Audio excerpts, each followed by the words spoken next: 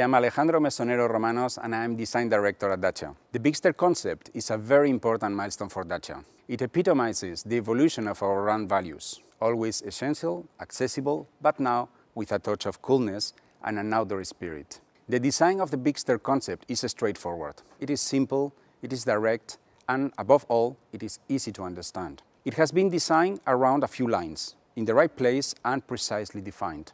I believe that the beauty of the Bigster comes from the well balance of its proportions. The boundaries between the hood and the cabin are clearly defined, creating a kind of boxy and tough look that combines interior roominess with pleasant aesthetics. What I really like in this front end is the perception of width generated by its large grille that includes the Y-shaped headlamps, our new iconic light signature.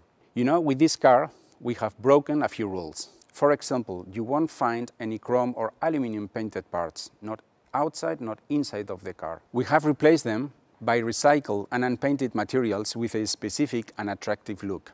It gives our design a modern and cool touch. To sum up, we at Dacia, we believe in intelligent beauty. We think that essential and accessible should also be attractive for our customers. And the Bigster Concept is here to confirm our beliefs.